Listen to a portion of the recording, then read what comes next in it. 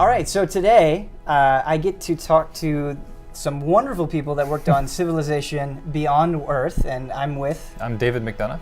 And I'm Will Miller, and we're the co-lead designers of Civ Beyond Earth. Great.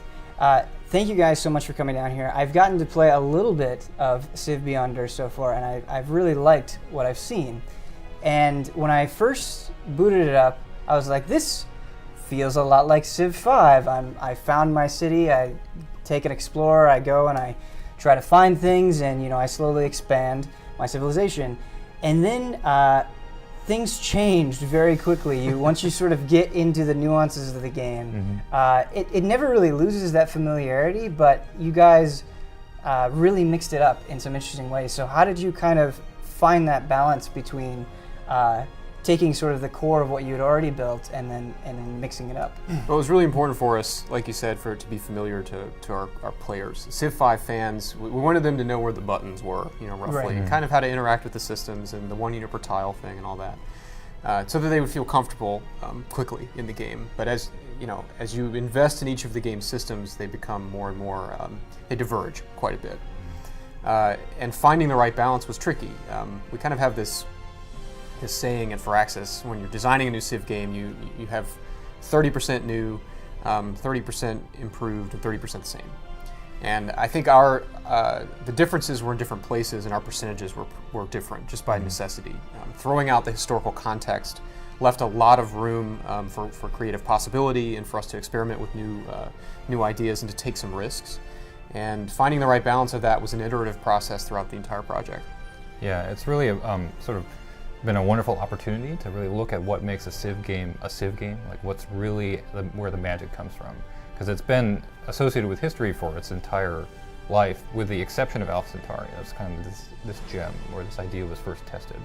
And we got an opportunity to look at the same question again and say, if you throw out the historical context and you have an alien planet, aliens, future technology, no rules, how does this game remain fundamentally Civ, but still become like a whole new experience?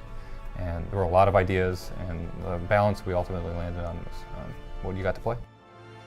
Looking at like Civ 5 and its expansions, what did you decide that was absolutely essential, and then the things that you kind of wanted to discard, I guess?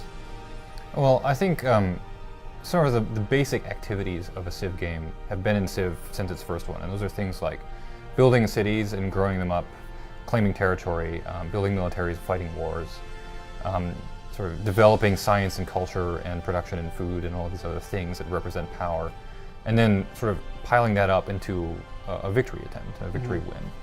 So that's where you as a Civ 5 player see things that you recognize, like, oh, I'm driving my explorer, I'm making my city stronger by building buildings, I'm claiming land.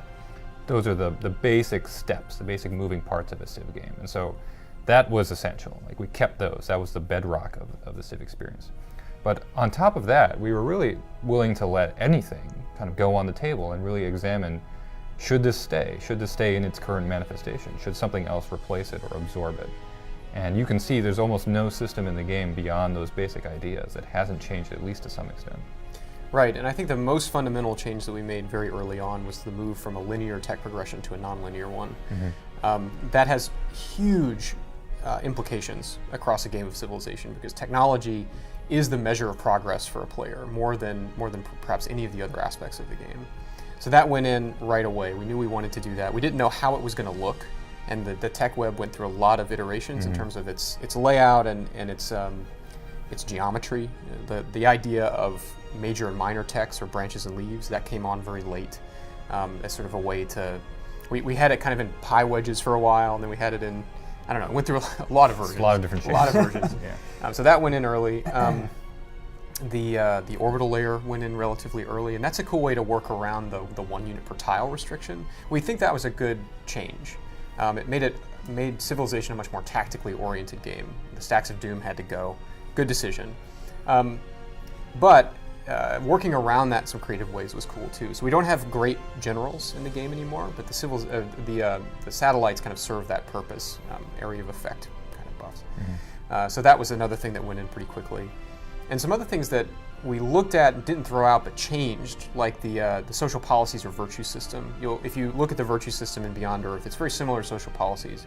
But we identified a problem with social policies, which was that it's always the best strategy to devote yourself to one until you've completed all of it, and then not deviate from that. We wanted to encourage players to be more flexible. So we added the synergy bonuses. So you can research horizontally or vertically, and you'll get rewarded for both of those styles of play. So each system underwent this kind of scrutiny, and then some were added, like the quest system, the orbital layer, and those things.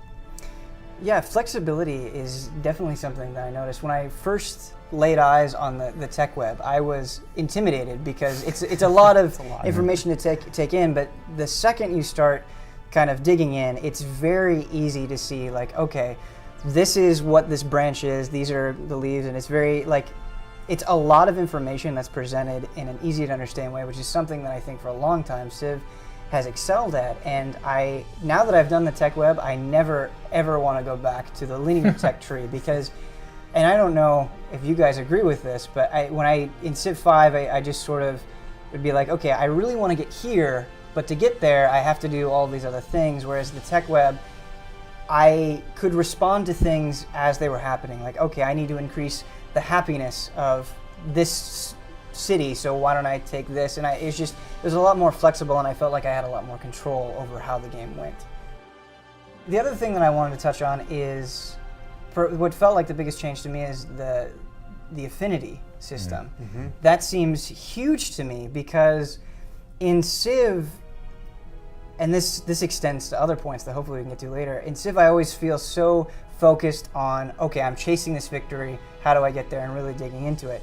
With the affinity system, I felt like my civilization had more of an identity than it ever had, and I felt like this weird sort of narrative forming, like, okay, I'm choosing harmony based on these philosophical reasons, and I don't like anyone that chose supremacy. And the game kind of feeds into that, because you have the other civs that choose other things. They're like, we don't like what you're doing, please stop. And you see them visually change over time beyond just like their general tech advancements.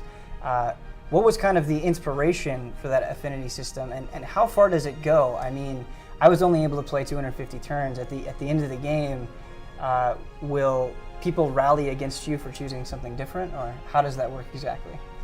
Well, the inspiration to answer that question came from a lot of different sources, and we read a ton of science fiction material and watched a lot of movies, and we were taken by this idea of trans and posthumanism, like what we are 1,000 years from now on a new planet. We will probably change, and the planet will probably change, and the degree to which we adapt and how, I think, is a fundamental question that any work of speculative fiction, science fiction, needs to answer to some degree. So we just kind of picked 3 ideas that seemed the most evocative to us. There's harmony, which the harmony player becomes indigenous to the planet. They become a native species. Supremacy, which becomes agnostic to the planet by augmenting themselves with machines. And then purity, which rejects both of those and instead reaches back into human history and preserves human culture and human physiology and society almost to a fanatical or religious degree.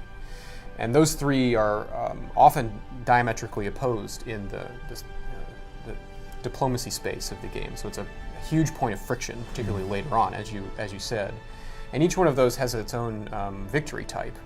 So the harmony player has transcendence, the transcendence victory, which is a lot like Alpha Centauri. You sort of discover the planet is sentient, a living being, and you devise a machine to communicate with it and merge your consciousness, yada, yada, yada. The supremacy victory is cool. You reestablish communication with Earth. When you leave Earth, you don't really know what happened to it. It's kind of in a tenuous spot. Obviously, it has enough infrastructure to send spaceships to other worlds, but they're running out of resources fast. So you reestablish communication with Earth, and supremacy says, all right, well, we're going to take our version of what mankind is back and teach them, emancipate them. The emancipation victory, you build this giant warp gate, send all this military through to emancipate old Earth. And then purity, you do the same thing, you reestablish communication with the planet, you bring settlers back through your warp gate and settle them. All of these victories have some structure that you build. and that needs to be protected. And we really liked how like the Apollo victory works, or the spaceship victory works in Civ, where you have to build the thing, you build the spaceship, there are these steps. It's not just accumulate a certain amount of resource and you win. So they're very proactive, and we took as much information about them and pushed it onto the map as we could. So that's the ultimate manifestations of those affinities.